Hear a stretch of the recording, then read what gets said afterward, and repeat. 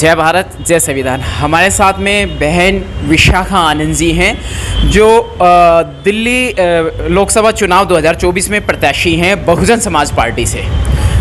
पश्चिमी दिल्ली लोकसभा क्षेत्र आने वाली 25 मई 2024 को चुनाव लड़ने जा रही है। बहन जी, बीएसपी में एंट्री करके कैसा लग रहा है या आप पुराने हैं? बीएसपी में 2007 से थी जी। और एंट्री करके जब एंट्री हुई थी मेरी, तो मुझे ऐसा नहीं लगा था कि मैं नहीं हूँ।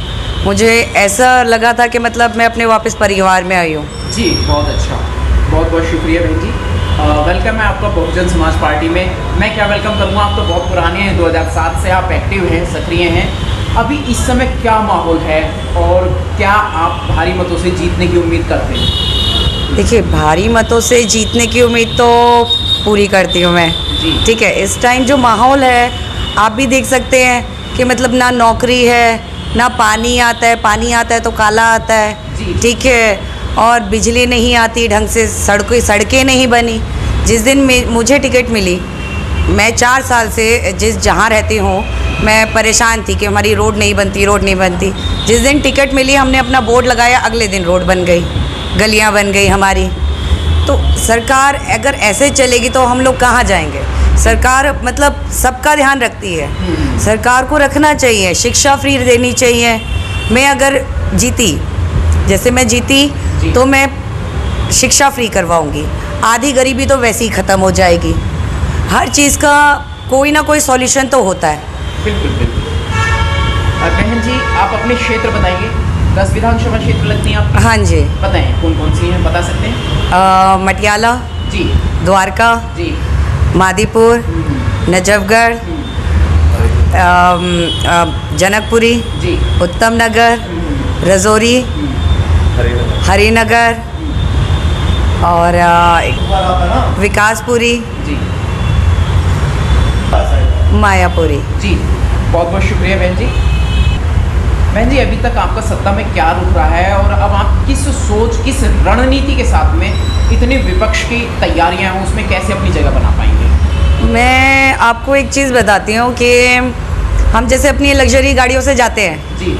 ठीक है, तो मैंने एक दिन ऐसे ही मेरे अपनी मदर से पूछा, मम्मी अब ये मुझे बताइए, इतने बड़े बड़े नेता आए हैं, सब आए हैं, ये जो रोड पे जो भिखारी होते हैं इनका कौन ख्याल रखता है? तो मदर ने कहा, रिजर्व बैंक से रिटायर हैं, उन्होंने कहा गवर्नमेंट को करना चाहिए।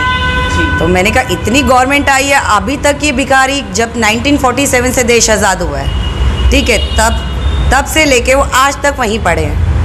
आप नहीं सोचते कि इनका भी घर होना चाहिए? रोड पे खाना बनाते हैं, इनकी औरतें रोड पे नहाती हैं, इनका भी बाथरूम सब कुछ होना चाहिए, इनके बच्चे भी शिक्षा के ज्ञान होने चाहिए, इनके बच्चे भी IAS ऑफिसर बनने चाहिए।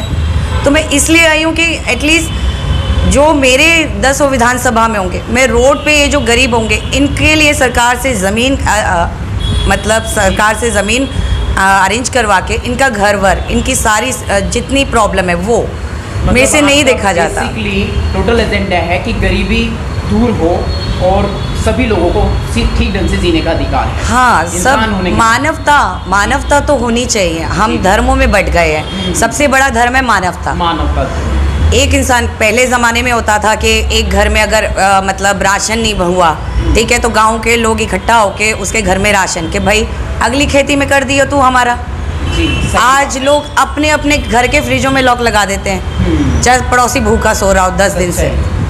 तो ऐसा नहीं होना चाहिए, थोड़ा सा मानवता, क्योंकि अगर हमने अंदर मानवता मर गई तो हमें तो इंसान रहने का अधिकार ही नहीं है, फिर हम में और जानवरों में क्या फ़र्क होगा? दिल्ली में यदि आप जीत जाते हैं, ये अपने क्षेत्र से आप जीत जाते हैं, तो उसके बाद में क्या शिक्षा में क्या विकास करेंगे? शिक्षा में देखिए, शिक्षा में ये विकास तो ज़रूर होगा कि जितने भी गवर्नमेंट स्कूलों की जो हालत ख़राब हो रखी है, ठीक है, हमारे मतलब नेता ही लोग, जितने नेता हैं वो अपने बच्चों को प्राइवेट में भेजते हैं। इतनी तो होना चाहिए कि एटलीस्ट हमारे नेता, हमारे देश के, हमारे जो स्कूल है इतने अच्छे होने चाहिए कि प्राइवेट स्कूल वाले बच्चे हमारे स्कूलों में आए, गवर्नमेंट स्कूल में आए।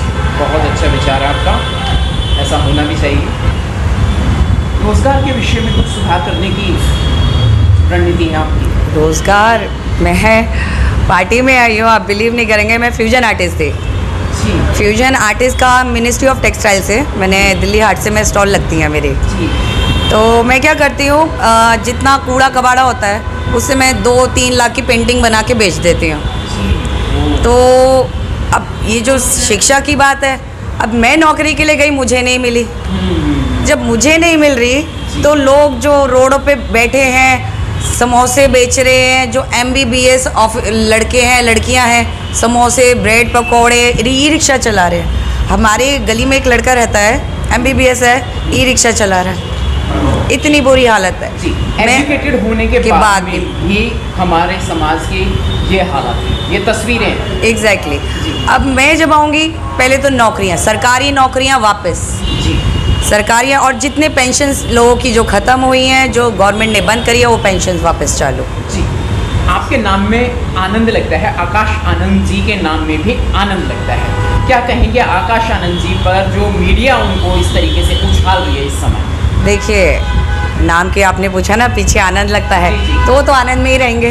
जी, नाम ही हमारा, सरनेम ही उनका आनंद है, तो आनंद में ही रहेंगे। जी, जी। अब बोलने वाले तो बोलते रहते हैं। जी। अब वो भी कितना बर्दाश्त करे ना, अपने लोगों की, सबकी हालत देख के। एक इंसान कभी ना कभी तो फूटेगा। जी, जी, जब सर से पानी ऊपर हो जाता है तो पानी तो बाहर जाएगा ही जाएगा। जी। बाकी ये मीडिया लोग हैं, बोलते रहते जी। हैं, और वो मीडिया के ऊपर है। जी, बहुजन मीडिया में और जर्नल मीडिया में कोई फ़र्क महसूस करते हैं? देखिए, बहुजन मीडिया में तो ये है कि मतलब वो लोग अपने परिवार की तरह रखते हैं, ऐसा लगता है कि हम घर में ही बैठे। जी, जी, बिल्कुल, बहुत बहुत साधुवाद, बहुत बहुत शुक्रिया। आपसे दोबारा मुलाकात होगी।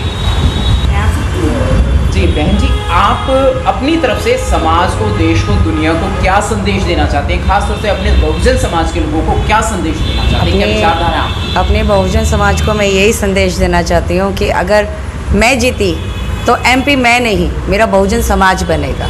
जी। वो समाज बनेगा जिसको, जो इतने सालों से, इतने टाइम से मेहनत कर रहा है, ठीक है, आज उनको अपनी रिज़ल्ट मिलेगा। और जितना जो होगा, जब तक सांस रहेगी, जब तक शरीर में आखिरी बूंद रहेगी, तब तक बहुजन समाज के लिए पूरी जान लगा दूंगी। आज तक इतने नेता आए, जो आज तक वो नेता नहीं कर पाए, वो मैं करूंगी। अब मैं पूरी कोशिश करूंगी। और ये लोग जितने नेता आए हैं, जिन्होंने सत्ता सुख भोगा है, समाज के लिए कुछ नहीं करा, मैं वो सुख छोड़ के, मैं वो सारे सुख छोड़ के मैं समाज के लिए करूंगी। जहाँ जो तकलीफ़ होगी, कोई पहुँचे ना पहुँचे, मैं ज़रूर पहुँचूँगी।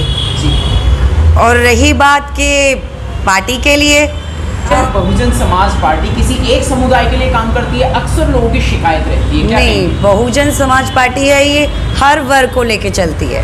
चाहे जो बहुजन ना भी हो, जो SC हो ना हो, शेड्यूल कास्ट ना हो, वो उनको भी लेके चलती है, क्योंकि बाबा साहब का जो संविधान है वो सबके लिए बराबर है। तो बहुजन समाज पार्टी का भी जो नेचर है वो सबके लिए एक समान है। जी बहन जी, अब अंत में 2 महत्वपूर्ण मुद्दे मैं आपको बताऊंगा जो कि खतरनाक हैं। क्राइम हुआ था, अंजलि हत्याकांड और मनीषा बाल्मीकि हत्याकांड, इस पर आप क्या कहेंगे एक महिला होने के नाते? शर्मिंदगी कि इतने, मतलब ये लड़कियां हम सेफ ही कहाँ हैं? इससे अच्छा तो हम सब लड़कियों में उतर जाना चाहिए राजनीति में, एटलीस्ट अपने आप को बचा तो पाएंगी।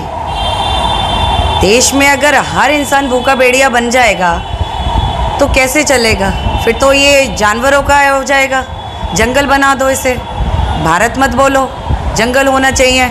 अगर औरतों के साथ ऐसा होता रहेगा, जहाँ हम एक टाइम पे औरतों की पूजा करते हैं, जी, नवरात्रे मनाते हैं, ठीक है, और वहाँ औरतों के साथ ही ये सब होता है। जी बहन जी, ये दोनों बच्चियाँ सिर्फ 19 और 20 साल की थी। कि मुझे जब पता चला उस दिन, मेरी ऐसी हालत थी कि मतलब जैसे मेरे साथ हुआ है। मुझे ऐसा लगा था कि मतलब वो उनके साथ नहीं, वो मेरे साथ हुआ है। मेरी आत्मा रोई थी कि अगर देश में ऐसा ही होता रहा तो इससे अच्छा है अपने काम वाम छोड़ के राजनीति में उतरते हैं। सारी बहनों की रक्षा करने के लिए मैं अकेले उतरूँगी। चलिए, बहुत बहुत शुक्रिया बहन जी, समाज का दर्द समझती हैं, आपका दर्द समझती हैं, आपके लिए सत्ता में आई हैं और आपके अपने बच्चों के लिए, आपके भविष्य के लिए, आपके मौलिक अधिकारों की रक्षा के लिए, आपको आपके अधिकार दिलवाने के लिए सत्ता में है। और जैसे संविधान काम करता है, वैसे बहन जी भी उसी विचारधारा पे आपको काम करके दिखाएंगी यदि बहुजन समाज मौका देता है। आई होप कि आप जीतेंगी। बहुजन समाज जिताएगा, सब जिताएंगे। आई होप क्या, ये तो बस देखो, जीत होगी ही होगी। जितना आप देख रहे हैं क्या चल रहा है, जी, जी। एक बार सबको मौका दिया है सबने, एक बार मुझे मौका दे के देखिए, अगर ना खरी उतरूं तो आप बोलिएगा। पश्चिमी दिल्ली लोकसभा क्षेत्र से बहन जी विशाखा आनंद जी, बहुजन समाज पार्टी लोकसभा प्रत्याशी। बहुत बहुत शुक्रिया बहन जी, बहुत बहुत साधुवाद, दोबारा मुलाकात जय होगी। भीम। जय भीम।